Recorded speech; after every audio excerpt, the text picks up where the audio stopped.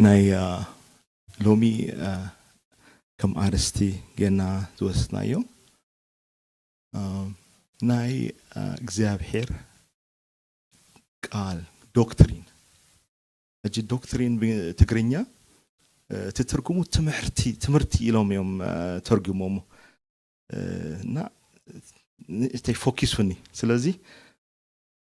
ትምህርቲ ክብል ከለኹ ዶክትሪን ከም ዝብል ዘለኹ ክትፈልጡ ኣለኩም ሎሚ ማለት ይበቃ ናይ እግዚአብሔር ናይ ተዋህበና ትምህርቲ ዶክትሪን እና ደቀ መዝሙር ትምህርቲ እንታይ ጽልዋ ከም ዘለዎ ኖሚ ክንዛራረብ እግዚአብሔር ይባረክ በጎይታ ዝገልጸልና በቃሉ እዩ ጎይታ አብዚ ምሳና መጽዩ አምሂሩና ደቀ መዛሙርቱ አምሂሩዎም ነዓቶም አሰልጢንዎም ነዓቶም አሰንቅዎም በቃ ዘምሃሮም ቃል እዩ እዚ ቃል ድማ ነዓና በመጽሐፍ ቅዱስ ኮይኑ ተረኺብና ኣለና ስለዚ እዚ ናይ ጎይታ ዶክትሪን ኩልና ክንመሃሩ ኣለና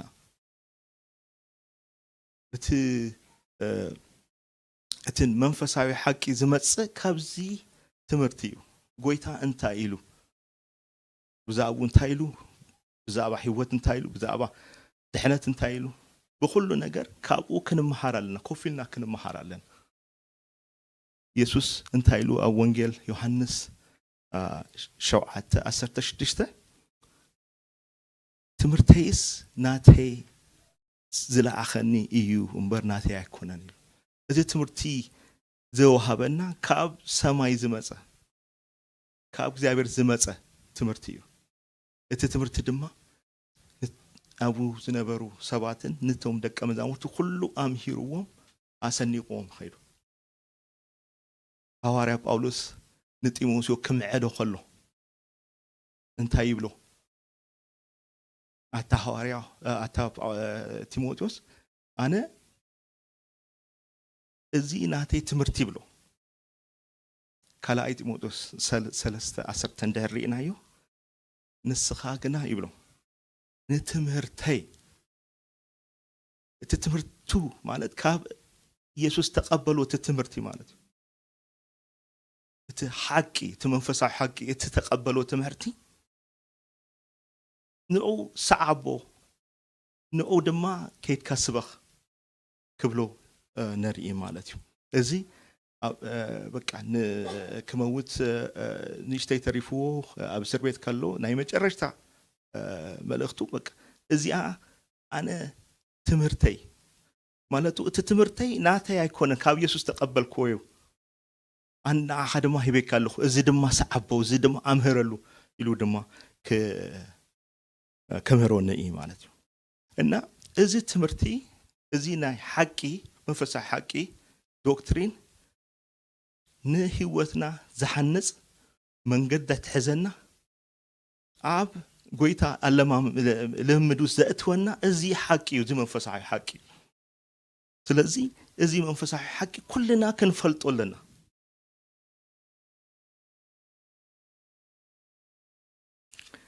ከም ኣመንቲ ነዚ መንፈሳዊ ሓቂ ድማ ከነዕቅቦ ድማ ኣብ መጽሐፍ ቅዱስ ኣብ ብዙሕ ቦታ ተጻሒፉ ኣብ ይሁዳ 3 እንድሕሪና ይሁዳ ሓደ ምዕራፍ እዩ ዘሎ ቁጽሪ 3 እንድሕር ሪኹሞ ብታ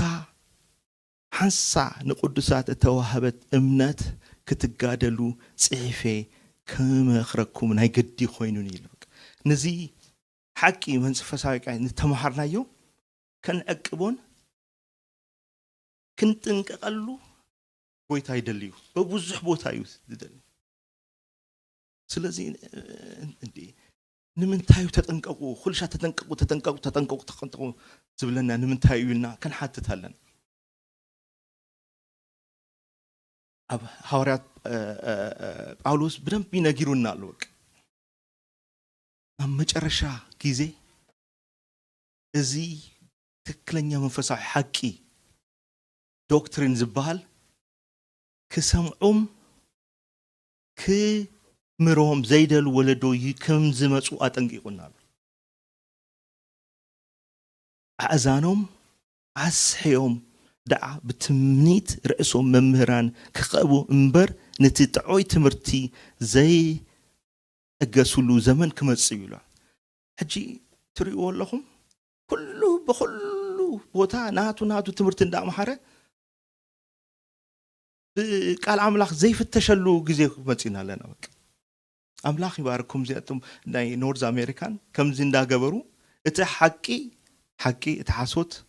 حاسوت እንዳበሉ የጋልጹ ከም ዘለው እዚ ድማ ንዓና እዩ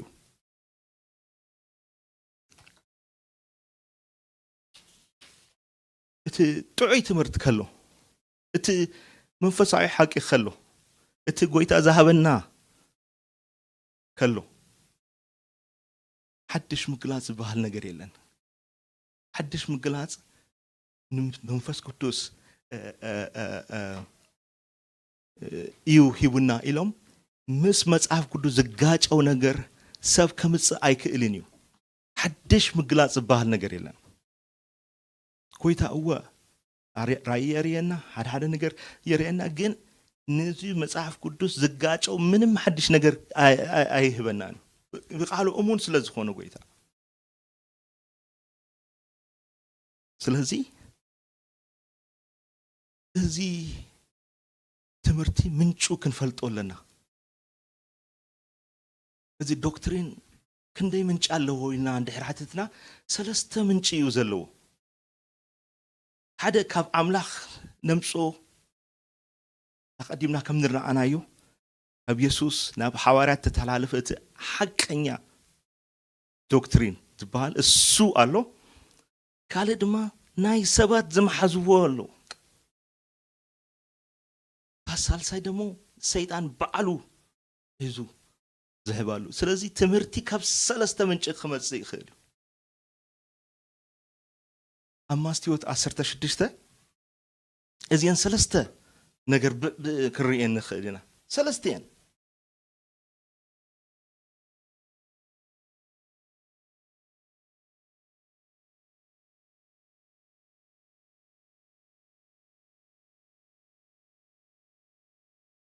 ማቴዎስ 16 እንደሪና ጎይታ ቁጥር 15 ንሳትኩምስ መን ኢልኩም ትጽውዕኒ ኢሉ ጴጥሮስ ቀልጥፍ ኢሉ ንስኻ ክርስቶስ ወዲዮ ኣምላኽ ኢኻ ኢሉ መለሰሉ ኢየሱስ ቃ መሊሱ በሎ ስምዖን ወዲዮና እዚ እቲ ኣብ ሰማያት ዘሎ ኣቦይ እምበር ስጋ እንደምን ኣይገለጸልካን እሞ ብፁዕ ኻይሉ እዚ ናይ ኣምላኽ ዶክትሪን እዩ ካብ ኣምላኽ ዝመጽእ ሰብን ስጋ ዘይ ውክሎ ማለት እዩ ካብ ላዕሊ ዝመጽእ እቲ መጀመርያ ንዛረቡ ዝነበርና እቲ ዋነኛ መንፈሳዊ ሓቂ ዝበሃል እቲ ካልኣይ ድማ ኣብ ቁጥር 13 ንረኽቦ እንታይ ትሕቱ ደሴም እዩ ሰባት ንወዲ ሰብ መን ኢልዎ ይሓቱ ሰባት መን ኢሉ ይብሉኒ ሰባት ድማ በፍልጠቶም ብበጽሕሉ እንታይ ይብልዎ ንሳቶም ድማ ገሊኦም ዮሐንስ መጥመቅ ይብሉኻ ካልኦት ድማ ኤልያስ ይብሉኻ ገሊኦም ኤርምያስ ይብሉኻ ሰብ ናቱ ሓሳብ አለው ዝበጽሕሉ ሓሳብ አለው ምድራዊ ዕውቀት አለው በምድራዊ ዕውቀት ንጎይታ ክን ፈልጦ ኣይንኽእልና እዚ ናይ ሰብ ዶክትሪን ይባል ናይ ሰብ ትምህርቲ ይባል ኣብታ ማቴዎስ 16 ወረድልና ድማ ቁጥር 11 እንታይ ንርኢ ጎይታ መስቀል ይምርሓሉ እንታይ ይብሎም በቃ ወዲ ሰብ كقتلن سايسالتان معلتن كتنسئن كم زقبو يقلص لهم جمره بطرس انتهى يملسلو بطرس كا نبينو غيرو يبحلكا ابا دع غويتا ازي ايبصحكا إلو غنخو جميرو يبل يسوس ملسين تايو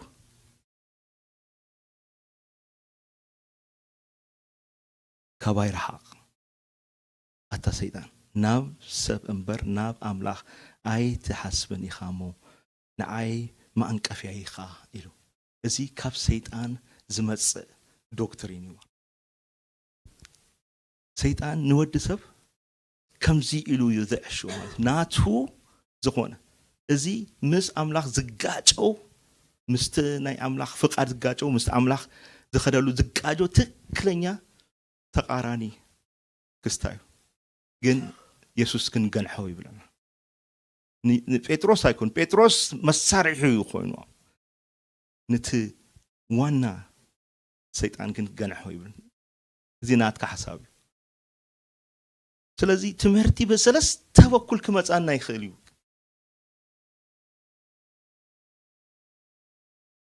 بطعمي رقيق بزخونه منغدي دحان سبات نبلوم سبات وأم كيرو ستات تمرت كمصي يخلو نحن حنا كن كنتقق علينا كميلنا كنتنق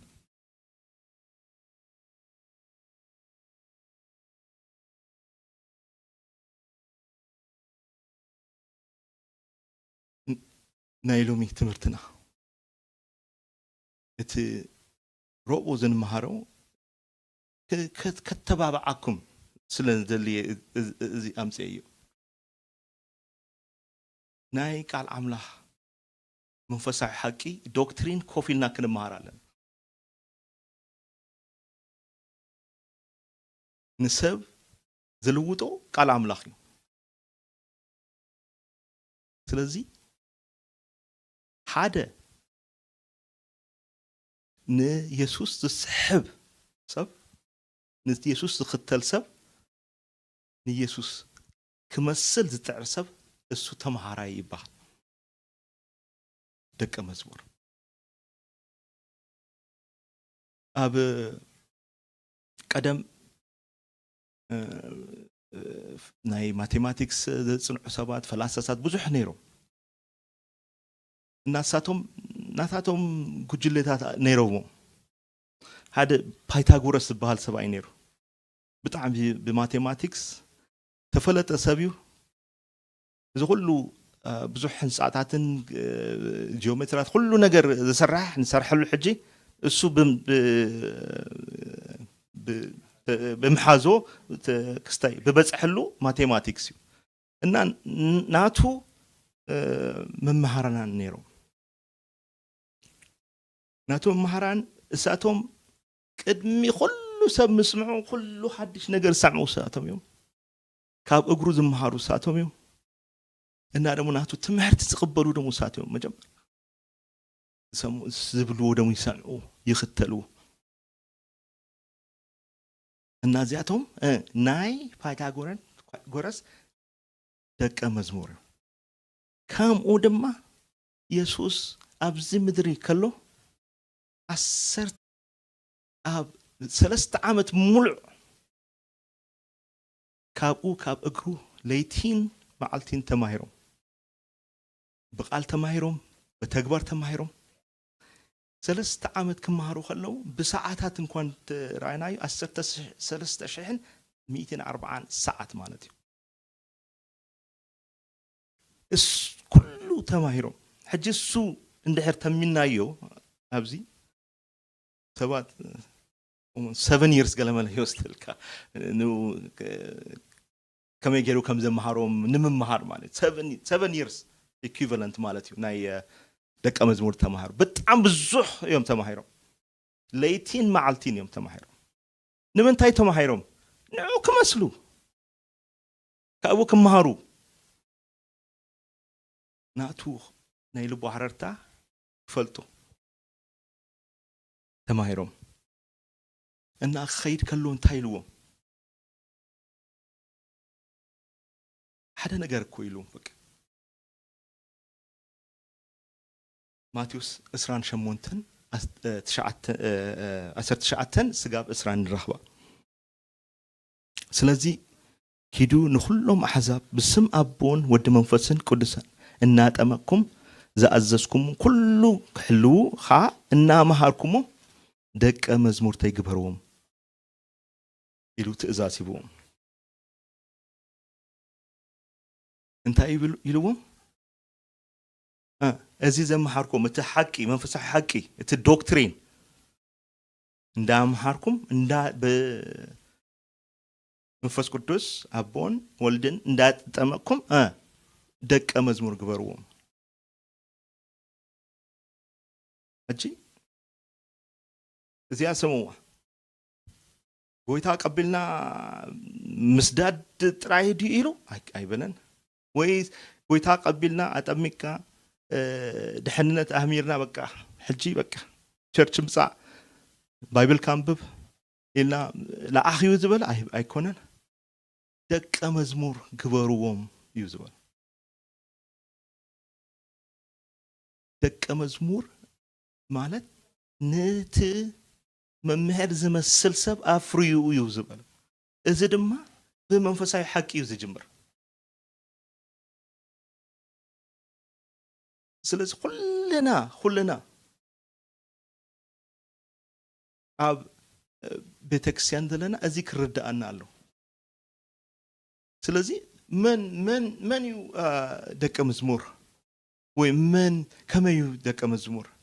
زخون إنا تحتتنا نبقوي تاكن متسخلنا اتناي دك مزمور صوعت رقيبنا ينامتينا كلنا دك مزمورنا كم مجمريا ساعات قويتا مدحاني إلنا كابز فلتنا لنا معلتي جميرنا نقو عزلنا نحنا دك مزمور خوينا لنا مدحاني يجيرو تقبله بقويتا زعمنا دك مزمور خوينا له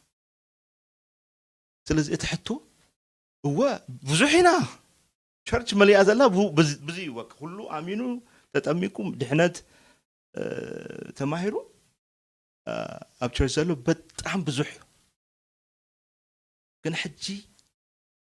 ات وانا نجر ات دوكترين نفلت اوينادو يسوس ذا مهارنا تماهرنا دو يسوس ندك أمزمورتو زمهاروم كله نجر نفلت اوينادو فقادو نفلت اوينادو إذا دما نايدك مزمور تمرت كوفيلنا كنمهار قالنا أجي هذا توك حتى كومي ناي أملاخ يريالو ب ترولي يخيم تملسوا لي قدم حجي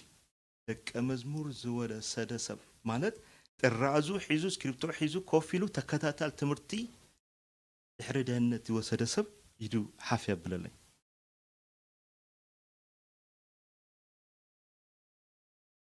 أوكي إيش እግዚአብሔር ይባርኩ ኣብ ስደት ዘለና ሰባት ብዙሕ ችግር ኣለና ናይ ጊዜ ችግር ኣለና ናይ ይረዳእኒ ናይ ብሓቂ እንደውም ካብ ካልዓዲ ዝመጹ ካብ ስደት ቦታ ዝመጹ ካብ ሸበልባ ዝመጹ እንደውም ይበልጹ በእውነት ምስደሓኑ تمر بابتيزم مسوسدو إحنا تماهرو عندنا دك مزمور يمهرو عندهم حدا حليفهم من ده ناي أقل قلت تمرت يمهرو ناي بحكي سلزي إزي كوفيلنا ناي يسوع كريستوس دكتورين كنمهر علينا ناي قدي إزي ناي أقداسي كم زخون كتردوال نوحو يجوزو ካብታ ተቀበልናና መዓልቲ ስጋብ ጎይታ መጽዩ ዝወስተና ደቀ መዝሙሪና እቲ ሐቀኛ ደቀ መዝሙር ንምዃን ክንተገህን ክንፈልጥዎ ኣለና እሞ ከመይ ደቀ መዝሙር ንኸውን ንኽእል እቲ ናይ መጀመርያ ነገር እቲ ናትና ኣብ ናትና ዘሎ ሸክም ኩሉ ክንድርብዮ ኣለና እቲ ካብ እድሜ ልክና ሒዝናዮ ዝመጻና ዘጥረናዮ ነገር ኩሉ ነገር ክንድርብዮ ኣለና ጎይታ ድማ ናሕቱ ጾር ክህበን ኣይኮነን ክንመጽእ ከለና ከም ተማረኸ ሰብ ኢና መምጻእ ዘለና ባዶ ኢድና ኩሉ ነገር ኣራጊፍና ሂብና ባዶ ኢድና ተማሪኽና ተማረኸ ሰብ ርኢኹም ትፈልጡ ባዶ ታ ዘላቶ ክዳን እዩ ሒዙ ዝኣቱ ከምኡ ኮይና ክንኣቱላ ዋጋ ንምፋል ድማ በቃ ሬዲ ምዃን ኣለና አይ ኖ ናይ ስደት ነገር ፈልጥ ጊዜ የለን ናይ ቁዕበት ነገር አሉ ናይ ስራሕ ነገር አሉ ብዙሕ ነው ብዙሕ እዩ ናይ ስደት ሰይብ ዘይፈልጠና ብዙሕ ነገር አሉ ግን ናይ ኢየሱስ ደቀ መዝሙር ከይተምሃርና ክንከውን ኣይንኽእልና ሐቀኛ ደቀ መዝሙር ከይተምሃርና ክንከውን ኣይንኽእልና እዚ ኣምሮና ክስታይክኑ ኮፊልና ናይ ኢየሱስ ክርስቶስ ዶክትሪን ክንማራለን ንምንታይ እዩ ንምሃር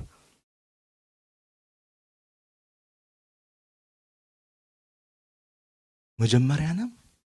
መጨረሻና ደቀ መዝሙር ክንጅምር ከለና ደቀ መዝሙር እንጅምር ክንከይድ ከለና ድማ ካብዚ ወይ ጎይታ ቀድሚው መጽዩ ደቀ መዝሙር እዩ ክረኽበና ከሎ ኣታ ጎበዝ ሰራተኛ ኢሉ ክቐበለና ብደቀ መዝሙር ጀሚና ብደቀ መዝሙር ክንውድእ ኣለና ንምንታይ ናትና ሸከም አውሪድና ናቱ ሸከም እዩ ዝህበና ትናቱ ሸከም እንታይ እዩ ካለ ሰብ ወንጌል መብሳር ናይ ጽድቅ ናብራ ምንባር ናይ ቅድስና ናብራ ምንባር እንደገና ደግሞ መዓልታዊ ድማ ንዑ እንዳመሳን ምኻድ እዚዩ ምኽንያቱ ምዃን ዘለና ስለዚህ እቶም ደቀ መዝሙር ተማሂሮም በቃ ትክክለኛ ዋጋ ከፊሌ ክምሃሬ ናይ ኢየሱስ ክርስቶስ ዘምሃሮ ክፈልጥ ኣለኒ ዝፈትዎን ክፈልጥ ኣለኒ ዝጻልኦን ክፈልጥ ኣለኒ ኩሉ ነገር ብዛዕባ ድሕነት ብዛዕባ መጥመቕ ብዛዕባ ስላሴ ብዙሕ ነገር ትምህርቲ ኣሎ ብዙሕ ነገር እዚ ብሓደ ብክልተ ስብከት ናይ ሰንበት ንምሃሩ ኣይኮነን ወይ 10 ዓመት ተመላሊስና ቸርች ንምሃሩ ኣይኮነን ኮፊልና ሲሪየስ ኢልና ተማሃራ ኣይኮንና ንምሃሩ ነገር ስለዚህ እቲ ውጤት ድማ ጫኪና ምስተማሃርና ትውጤት ኣዝዩ ደስ ዘብል ንመጀመርያ ግዜ ኣምላኽ ንዓና ምርኻብ ይጅምረና ናይ ብሓቂ ዝብለኩም ዘሎ ኣምላኽ እሱ ክንርኢ ንዘልዮ ነገር ክርኢ ንጀምር ምስ ኣምላኽ ብኻልእ ደረጃ ምጥባቕ ንጅምር ንሰብ ዝልውጦ እቲ ናይ ኣምላኽ እዩ እቲ ቃል ኣምላኽ እዩ ዝልውጦ መዝሙር ኣይልውጦ ጸሎት ኣይልውጦ 10 ዓመት ቸርች ምምላስ ኣይልውጦን ዝልውጦ ናይ ቃል ኣምላኽ እቲ ቃል ኣምላኽ ድማ ክንርድኦ ከለና ተዓቢ ነገር ድማ ረዲናዮ ድማ ፕራክቲስ ክንገብሮ ከለና ናይ ባቂ ሕጂ በዚሁ ዘሎ ኣምሮ ምልእ ኢሉሎ በቃ ምልእ ኢሉሎ ክፍንደ ንሽተይ ተሪፉሎ ግን ኣብቲ ህይወት ግን ንደክም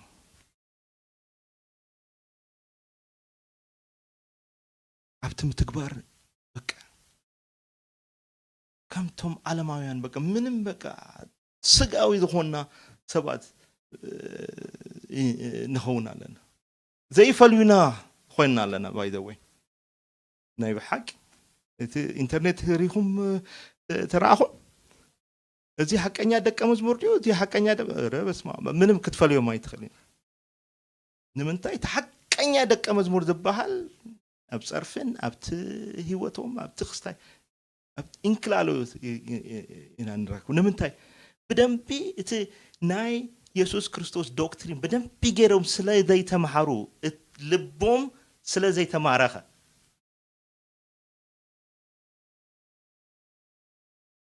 ዘይተማረኸ ልብ ድማ ልብም ኣይዋሃብን ኣይሰጥም ህይወትና ሰብሚሽን ሰሚት ኣይንገብር ኢና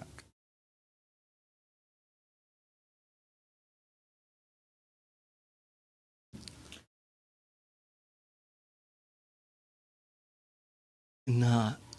በእምነትና ድማ ቦልድ ንኸውን ደፋር ንኸውን በቃ ሓቂ ዝፈለጠ ሰብ ሓቂን ሓቂ ይብል ጌጋን ጌጋ ይብል ደፋር ንኸውን በቃ ናይ ኢየሱስ ክርስቶስ ዶክትሪን ተማሃረ ሰብ ደንባ ነቲ ዝፈለጦ ነገር ክዛረብ ምንም ነገር በቃ ኣይፈርሕን ኣይሓፍርን ናይ ክርስቶስ ነገር በቃ ተረድኦ ሰብ እዩ ሓቀኛ ደቀ መዝሙር እና እቲ ዘኣመኖ ደግሞ የካፈል ከምኡ ደግሞ ካለ ደቀ መዝሙር የፍሪ በጣም ይገርመኩም ንሕና ተማሂርና ብሽድሽተ ወርሒ ካለ ደቀ መዝሙር ዘፍሪ ሰብ ብክልተ ብሓደ ዓመት እቲዮም እቲ ሓደ ሰብ 4 ሰብ ኮይኑሎ ማለት እዩ ብ30 ዓመት እዚ ካልኩሌት ገይሮም ኣለዉ ናይ ዓለም ሕዝቢ ክንደይ በፂሕና 7 ቢልዮን በፂሕና ድዩ ልዕሊኡ ምብፃሕ ንኽእል ብዚኣ ካልኩሌሽን ስለዚ እዚ ክርዳእና ኣለዎ በቃ ጎይታ ዝፀዋዓና ናትና ሸክም ኣውሪድና ናቱ ሸክም ክንሽከም ስለዚ ነቶም ሓሳውን መምህራን ድማ እንኳን ኣብቲ ዝርከቡሉ ምኻድ boldly ሓሰተኛ ኢልና ክንዛረብ ክንክእል ኣለና በቃ ንምንታይ ተማሂርና ኣለና እቲ ዶክትሪን እቲ ሓቂ እንድሕር ፈሊጥካ እንዴ ከመይ ሓሰት ትብለኒ እንድሕር ሓደ ሰብ ኢሉካ እቲ ሓቂ ፈሊጠ እየ ስለ ዝኾንኩ ሲምፕል ኣንሰር እኮ ብጣዕሚ እቲ ሓቂ ዝፈለጠ ሰብ ነቲ ሓሶት ኢሉ ክፅውኦ ምንም ነገር ኮንፊደንስ ኣለና እንደገና ናይ ጎይታ ኢየሱስ ዶክትሪን ዝወሰደ ሰብ ድማ እምነትንና ስራሕን ባላንስ ይገብር ሕጂ እኮ ንሪኦ ዘለና ብጣዕሚ ዝገርም ኣነ ድሕነ ኣለኹ ካብ ሕጂ ምንም ስራሕ ክሰርሕ ኣየድልየኒ እወ እግዚአብሔር ብእምነት እዩ ዘድሕን ግን እታ ትክክለኛ እምነት ድማ ብስራሕ እያ ትግለጽ አዲስ አበባ እንደሪምኩሞ ኣብ ጴጤ ቸርች ሓደ ለማኒ ኣይርከብን እዩ ሓደ ለማኒ ኣብ ደጋ ኣይትረኽቡን እዩ ንምንታይ ኣይህቡን እዮም ተባሂሉ በቃ ተዓውጅሎም ማለት ኣይህቡን ጴንጤ ኣይህብን እዩ በቃ ኣሚ ጻዲቅ የለኹ ኢሉ ስለዛ ሐሰብ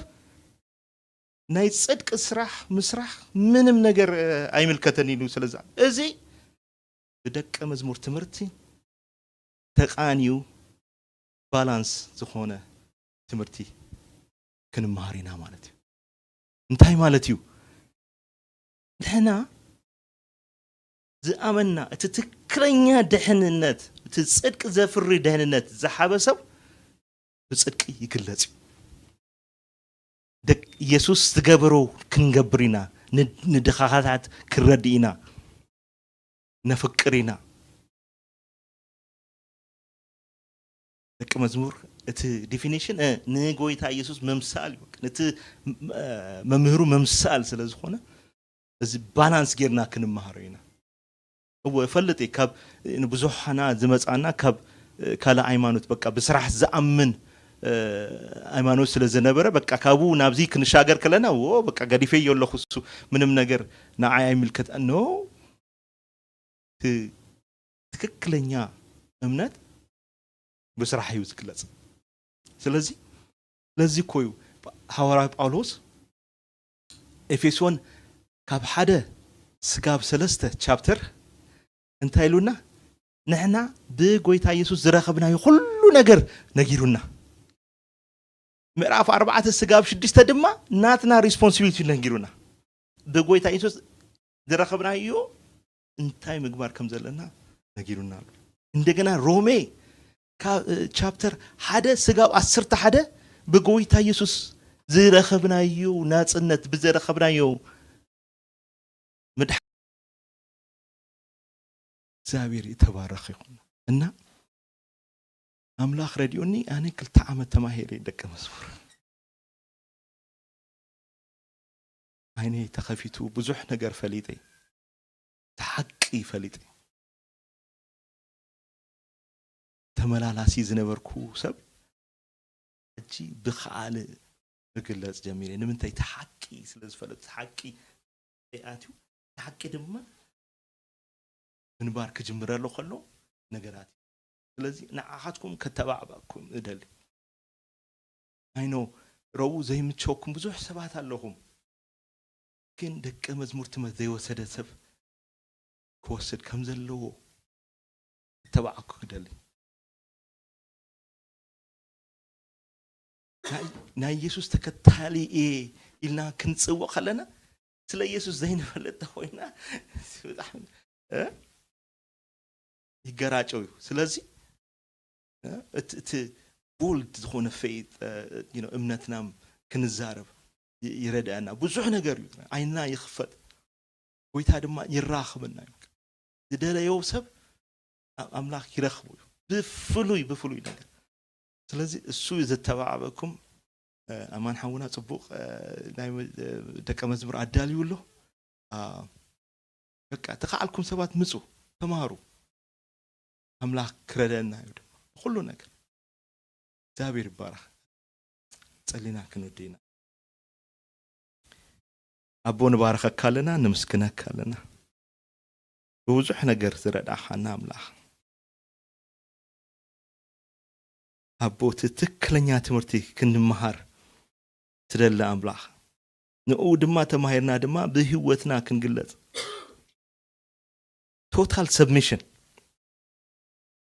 total submission ክንከውን ሃሌሉያ አብ ቀደም ሮም ባሮት አገልግሎም ዘገልገልዎ ፈጽሞም ይኸዱ ግን እቲ ባሪያ አነ ምስት ወናንዬ ክቅጽል ኽልዬ አነ ናቱ ባሪያ ኸውኔ ዝበለስብ ምስኡ ከም ዝኸውን ጆሮ ተበሲኡ ምስኡ ከም ዝኸውን ንህና ናትካ ባሪያ ክንከውን ኢና ኢልና ዝወሰና ሰባት አቦ ብኩሉ ነገር ተራኸበና በትምህርትኻ ዝበዘዳለኻሉ ትምህርት አቦ እቲ መንፈሳዊ ሐቂ ክረኽቦ እቲ መንፈሳዊ ሐቂ ረኺብና ድማ ክንነብረሉ ነብርና ልምደምና ካል ክነምህር ኪታ ትረዳና አቦ ብኩሉ ነገር ትረዳና ንመስግነካለና አቦ እዚ መንፈሳዊ ሐቂ ካብ ብዙሕ ነገር ከም ዝቁጠበና ንፈልጥና ካብ ስተት መማሃራን እንደገና ድማ ባህሪና ዝቀርጽ ከም ዝኾነ ንፈልጥና ምስዓኻ መራኸብ ስለ ዝኾነ አቦ ብኡ ዓይንናክ ተብርሖ መንገድና ክተርእየና ስለተረዳና ንምስግነካ ኣለና በኩሉ ነገር ንባረኸካ ኣለና ቦታ ጎይታ ብሩኽ ተባረኽ በኢየሱስ ስም አሜን